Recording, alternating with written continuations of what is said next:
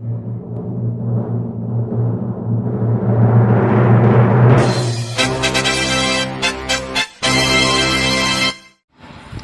है आपका हमारे चैनल साधना सिद्धि विधान में।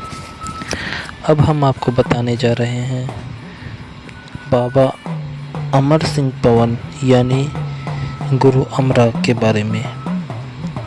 इनकी जीवन गाथा की ओर चलते हैं जब इन्होंने अवतार लिया था।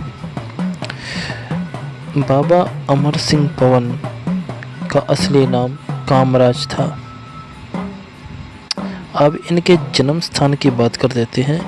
इनका जन्म स्थान के विषय में तो नहीं पता, किंतु इनकी युवा अवस्था में गुरु अमरा जी ने जिला पूर्णिया बिहार के कोयली सिमरा जो कि सपाहा तहसील में है और कोशी व गंगा नदी के किनारे है, वहाँ स्थित काली मंदिर जो कि बहुत प्राचीन मंदिर है, जहाँ हर वर्ष मेला लगता है, उस मंदिर में माँ काली की आराधना की थी। और गुरु अमरा जी को अमरता का वरदान होने के कारण गुरु अमरा कहा गया, किंतु उनका असली नाम कामराज था। बाबा कामराज यानी गुरु अमरा उर्फ बाबा अमर सिंह पवन की माता का नाम मेसरी था। उनका जन्म का उद्देश्य का कारण तो मैंने पिछली वीडियो में आपको बता ही दिया था। बात तब की थी जब उनकी आयु 5 वर्ष की थी। माता मेसरी ने रोज़ की तरह अपने दिन की शुरुआत की और सुबह सवेरे खेत में जाकर काम करने की तैयारी की, लेकिन आज दिन को कुछ और ही मंजूर था। बाबा अमर सिंह पवन ने साथ चलने की जिद करनी शुरू कर दी। माता मेसरी ने ये सोचकर परेशान हो गई कि अगर कामराज यानी कि अमर सिंह पवन को साथ लेकर जाती हूँ तो ये खेत में काम नहीं करने देगा और इसे बार बार परेशान करेगा। लेकिन बाबा की जिद के कारण माँ हार गई और माता मेसरी बाबा अमर सिंह पवन को साथ ले जाना ही पड़ा, क्योंकि उस समय ऐसा ही निर्णय करके बैठा था। माता मेसरी ने बाबा अमर सिंह पवन को पीपल के पेड़ के नीचे खेलने के लिए छोड़ दिया और खुद साथ वाले खेत में काम करने लगी। होनी काल बनकर आई और बाबा अमर सिंह पवन ने रेत में खेलना शुरू किया और रेत में खेलने की वजह से सारी मिट्टी रेत पर बाबा अमर के सिर और शरीर पर लग गई, जिस कारण उनके सिर पर खुजली महसूस होने लगी।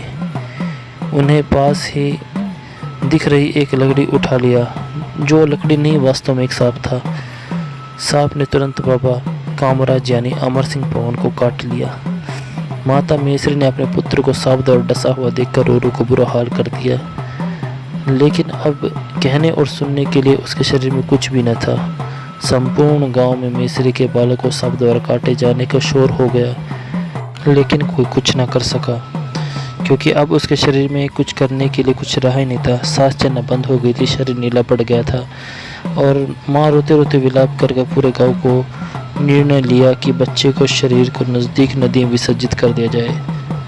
उस समय उस गांव के नज़दीक गंगा नदी बहती थी, आगे चलकर झारखंड और बंगाल की सीमा पर जाकर गिरती थी। सभी ने निर्णय लिया कि बाबा अमर सिंह पवन को उनके शव को वहाँ उसमें बहा दिया जाए, उसमें प्रवाहित कर दिया जाए। तो बाबा अमर सिंह पवन का शरीर को गंगा नदी में बहा दिया गया। तो मृत शरीर बहता हुआ पश्चिम बंगाल, पहले पश्चिम बंगाल का अधिकतर हिस्सा बिहार में हुआ करता था, जो बाद में बिहार में अब यह कम रह गया है। तो पश्चिम बंगाल में उनका शव जा पहुंचा, जिस गंगा नदी के दूसरे किनारे पर बंगाल की सीमाओं पर माता कराली, जो उस समय की महान जादूगरनी थी माता कराली, उनके आश्रम के किनारे से जा लगा। अब यहाँ प्रश्न उठे गए थे, हम तो बाबा को जमुना नहाते हैं और गंगा नदी की बात कर रहे हैं, ऐसा क्यों? इस प्रश्नों का भी अब उत्तर मिल जाएगा आपको। जैसा कि आपको पहले बताया गया कि इनका बाबा का जन्म झारखंड बिहार में हुआ, जहाँ जमुना नदी के पूरे राज्य में नहीं है और ना ही बंगाल में है और गुरु गारब के बाबा को बंगाल से लाने तक बाबा अमर सिंह पवन को जमुना नहाने में कोई और चलन नहीं था। बाद में गुरुओं ने जानकर कि बाबा की माँ उन्हें गंगा में नदी में बहा दिया था, उस समय मेरठ जमुना नदी ही पवित्र और नज़दीक थी, इसलिए गुरुओं ने बाबा अमर सिंह पवन को जमुना नहाने का चलन शुरू कर दिया। यही सारी बात है। अब हम अगले पार्ट में बाबा अमर सिंह पवन के पुनर्जीवित होना और उनकी शिक्षा के बारे में बताएंगे। आशा करता हूँ कि आपको ये जानकारी अच्छी लगी होगी। कृपया हमारे साधना सिद्धि विधान चैनल को सब्सक्राइब जरूर कीजिए और बेल आइकन को जरूर दबाएं ताकि आने वाली वीडियो की नोटिफिकेशन आपको हर वक्त मिलते रहे। धन्यवाद।